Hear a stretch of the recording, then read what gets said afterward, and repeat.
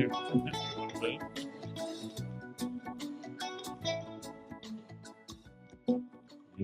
we are. It is the Huddle, and it is June 11th, 2024. And we are here together after a weekend of Curwood. Everyone survived. Everyone made it. Everyone made it. Well, I mean, we are missing two agents in here. Maybe they didn't make it through Curwood. Maybe they had way too much fun on the Ferris wheel. And maybe they didn't make it. I don't know. But anyway, why don't we just go ahead and get started with our first conversation, which will be local events and Curwood wrap up. So we had a little shindig here at the office on Saturday for the parade, and we did a live stream for the parade, which I think was received really well. There's a lot of people that appreciated seeing the parade from Our perspective. and from parts unknown, so to speak. I know my mom called me. She's like, I could see your live stream and watched Eli plug his ears the whole time. Yeah. So what are your thoughts on, did you guys get down to the rest of the midway and all that stuff for Curwood? For a brief period, yeah. And what do you think? How'd it go? You know, I was actually kind of, I don't want to say I was disappointed, but I noticed that there were two things missing this year. They had one new ride. I don't remember what it was called, but it was like a swinging, spinning thing that was kind of cool. I went on it briefly, and I was like, nope, that one's not for me. I do like roller coasters and stuff, so I'm not a wuss, but that one wasn't particularly fun. But there was no Himalaya this year. Oh, it's a classic. It is. And it's like everybody was talking about it up ahead of time, and I was actually kind of looking forward to it, and it wasn't there. And you know what else was missing? The bumper cars. Oh. They probably had an unfortunate blowout on all of their cars. Yeah, I had a bald bearded guy smoking them up the week before. Yeah. Couldn't make the trip. Those bumper cars, man, are fire. I love them. Literally. What else? Who did you get down and get some food from Curwood or no? It was too stuffed from fried chicken. So I Yeah. was looking forward to getting some Midway food, but the fried chicken got me. I didn't get any midway food either. It was fried chicken and quail eggs for me. Yeah, quite the mix. So the question is, if you had chicken and quail eggs, which one did you eat first? I'm not answering that question. I'm not humoring you into that conversation. Not happening. It's a simple question. But the answer is not. So, all right. What else is going on locally here in the next week or two? So this Saturday from 2 to 4 p.m., we have Nashville recording artist Trey Sheehan that will be doing a free show at Foster's Coffee Company. So that's Saturday, immediately after the farmer's market. So I've known Trey for quite a few years. I've known him since he was about this tall. And he decided to go try to make it big down in Nashville. And he's been doing his thing. He's been doing the grind. And I misspoke. When I introduced him last time, when we talked about him, I said, I think he cut his 5th album. No, he just cut his 12th album. Oh, wow. So, and if you want to check out his music, he's on Spotify. He's on basically all the streaming platforms. And over at Round Midnight Record, they have a collection of his albums over there if you want to go check out some of his music. Very nice. Very nice. Support your local record store. Correct. And your semi-local recording artist. Well, semi-local, but he's a young guy, and he's trying to make it. I mean, he's surviving, so he's doing a good job. Awesome. That's awesome. Yeah. Anything else coming up? So I don't have the dates for it in front of me, so I'm going to take it again. But I'm a sponsor for Welcome Home Veterans. I'm sponsoring 3 tournaments this summer, so I'll have the dates for you the next time we record. So I'll have that out there. Awesome. Anybody else? No, just kidding. No, We- but I thought about that, and I kind of want to do that. I like that idea. The events, I really like being a part of those. So I think I'm going to become a bit more involved. Good. So Good. nothing like biting off more than I can chew. Well, you've got a big mouth, so. And I forgot, Brian, real quick, can you check for me? Actually, I can see what I believe appear to be some kind of hazy looking trails in the sky. I see birds. To our I north. see birds. I To our don't see any trails. northwest, I do see something that resembles some kind of trail in the sky. So look for the weather to change in the next 24 hours or so, if you're into that kind of thing. Let's talk about local market conditions. What do we got going on locally? Anybody? Well, there's a lot more listings hitting the market. There's been quite a few. Price reductions is also becoming more of a thing now, which is typical this time of year. And homes are still selling. If that's quite a mixture, it's just weird. Yeah. Yeah. So things are still flying off the market. There's price reductions happening, and there's more listings hitting the market. So goes to show that demand's still there, but Price reductions and sometimes above asking, like a good amount. I've noticed that at like sometimes 20 over asking from what I've been talking to other agents right now. It's an interesting mix. You're Yeah. right. We have listings that are doing reductions. We have more of them on the market, but then at the same time, we're still getting over asking fairly often. Still, not all the time, but fairly often, quite often. well, I So- have a listing right now. Can't give full detail, but just did a price reduction, and needless to say, the offers came in over asking price, close to where they were. So just odd. It's well, weird. well, it's not odd. It's a proven pricing fact that if you're overpriced, they're not going to come. You price it correctly, they come, and you get the competition going, and there you go. You ended up at where they're originally at. So being priced right is still the most important thing. Here's where you need to put that little picture of the Walmart price tag that says $298, price reduced to $298. Yeah, yeah, yeah, for sure. In this time of year, the more pending or the more active listings is not uncommon. This is listing season for the most part, so we're not terribly surprised by that. I had lunch with one of our local and very trusted lenders yesterday, and just talked about predictions and just what do you see happening. And he's more than a lender; he's a market specialist from a broader view than a local market. We're talking about lending rates and all that. And he still remains strong that he doesn't, or feels strongly that we're not going to see a major interest rate reduction anytime in the next 6 to 9 months, which will be interesting again come spring this in 25 to see what kind of impact that has on the spring market. But interesting times for sure. And then we talk about political instability, but one of the things we were talking about yesterday was really interesting is you don't see locally, and I've been driving around mid-Michigan for the last couple of weeks, you don't see very many presidential campaign signs out at all. And the spending from the two major parties is incredibly low right now for this time of year. Yeah, there's pretty much, we know who the candidates are from each party. So the primary for the two major parties doesn't seem to have much of an impact, but typically they would be ramping up the spending right now. So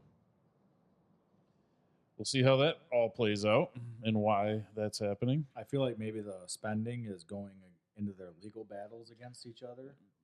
Realistically, I mean, I don't know the final number, but I know the Trump campaign, within the first 24 hours of his convictions, raised over $150 million, I think it was, for the campaign by him being convicted. So, and then you got Hunter figuring out what's going on with him right now. And then Joe is probably all right. Probably sitting working by on that. watching it. Yes. That's all I'm gonna say. Good. You notice for a change, I kept my mouth shut. Until now. Yeah. All right. Talked a little politics. We avoided talking about religion. Let's keep it. Let's see how many other rules and fair housing rules we Yeah. can break today. Well, hey, so today we have, instead of Would You Rather, which is, frankly, I think is my favorite segment. I like it. I like that segment. But we're going to change it up a little bit, and we're going to go with a top 10. The top 10 tips for sellers in a low inventory market. So that applies to this market. Unbelievable. So, Which right here is one of the biggest problems that people are trying to figure out is plan your next move. Be prepared for a quick sale. Know where you'll go next, whether it's buying another home, renting, or moving temporarily. that's a good one. When you're making plans, you got to look at beyond the decision in front of you right now, right? All right. That's number 10. Brian, number 9. So number 9 is gather important documents. So when you may have warranties for windows and roofs or other items that are in the house, such as appliances. You may have had bills from or paid receipts from work that was done on the home. You additionally could have utility bills, and all of those documents could help add to the transparency of the transaction for increasing your interest for buyers. Yeah, that's good. Another good one. Tracy, the number 8 tips for sellers in a low inventory market. Provide a home warranty. Offering a home warranty can give buyers peace of mind, making your home more attractive and potentially speeding up the sale. Very good. Can you read that one more time? You had a lot of traffic behind you. Give it a minute. Sorry. Red light, go. Provide a home warranty. Offering a home warranty can give buyers peace of mind, making your home more attractive and potentially speeding up the sale. Very good.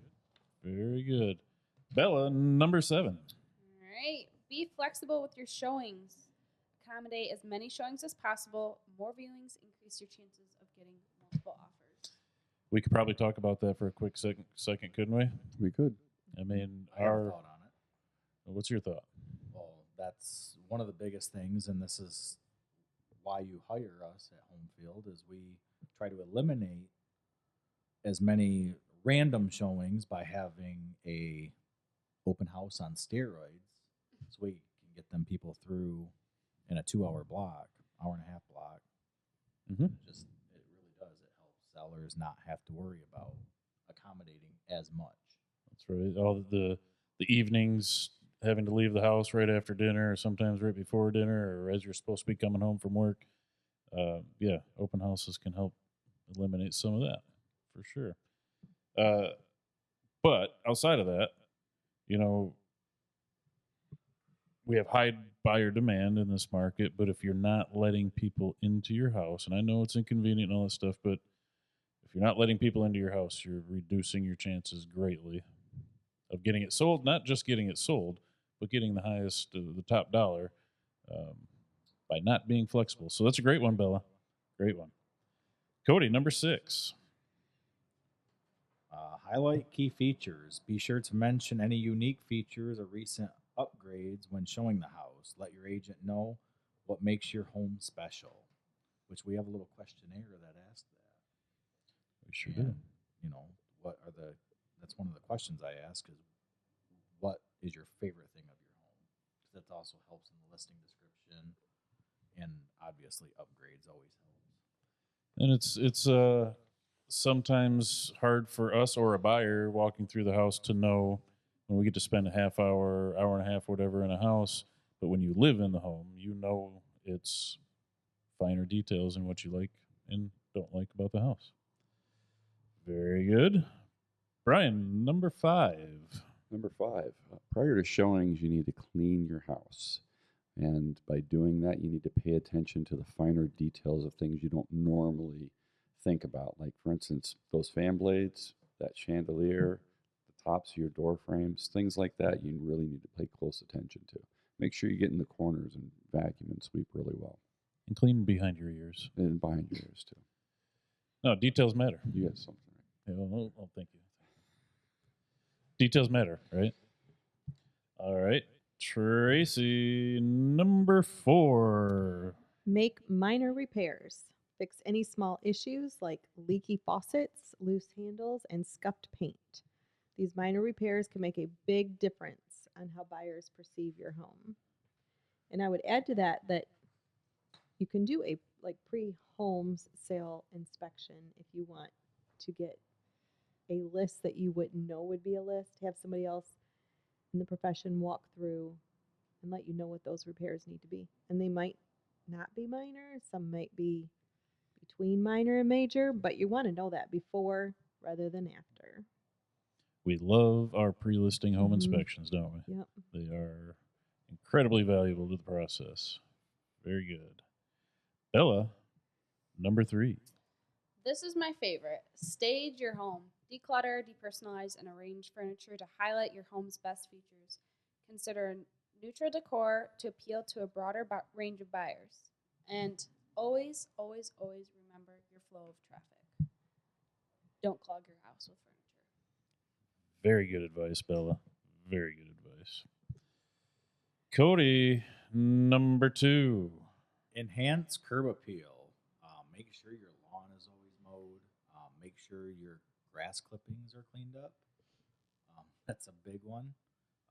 Obviously, your first impression is the most important. So pulling into a driveway, you want people to notice that you take pride in what you have. So by showing the pride on the outside, we'll also do the same thing on the inside. It'll shine through to the inside. Yeah.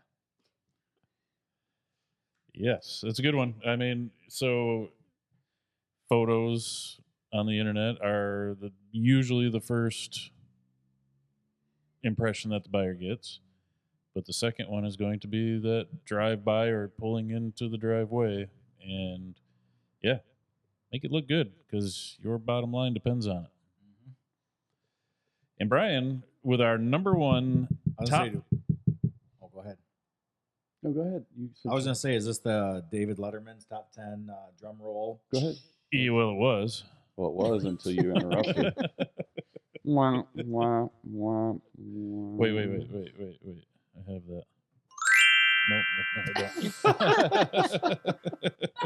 Thought I did. Sure, might Wait. be the little fairy. Good thing it wasn't a.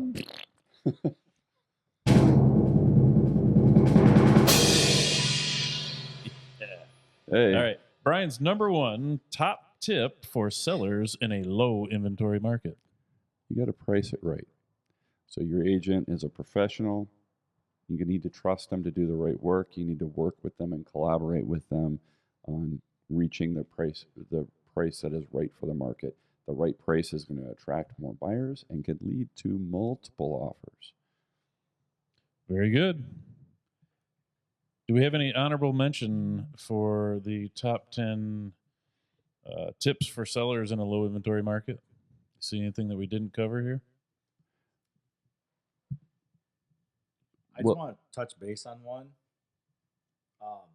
Actually, Brian's gather important documents. I like when a seller fills out a form that documents their last 12 months of their utilities. That's always a top question for a buyer. Mm-hmm. So going to put together a little sheet to create something like that to put in my listings from now on. We have one. Had one? Have one. Okay. So I'll make sure that it's available to you. No, it's a good one. It is a good one. You're right. It's a top question for sure. Anything else? So, go ahead. Well, if somebody's thinking about selling, this list, I think, sometimes can be overwhelming. I mean, if you're looking at it and you're looking around and you're seeing your stuff, there's professionals that can help with that. You can do a one-time lawn care landscaping, clean it up. You can hire somebody to come in and help with the ceiling fans, especially if you're like older or maybe super busy and you just don't have the time. Hire a professional. Great advice. Great advice. And mine would Paula, only, do you have anything before Brian takes over? Actually, I do. There are a lot of nice local cleaning I'm done. companies to top on Yes. with that, a professional. So Yeah. yes, I do. Thank you, Cody.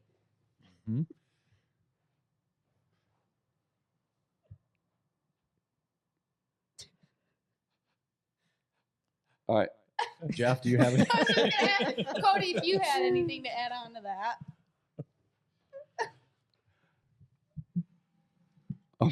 I'm assuming Andrea has something. Go ahead. You sure? Yeah. Okay, thank you. So I was just going to add on to the deep cleaning portion of it. A lot of the first impression, as a matter of fact, 73% statistically, when a person walks in your home, it's more, we've talked a lot about visual cleanliness, but you also need to think about olfactory cleanliness. So smells.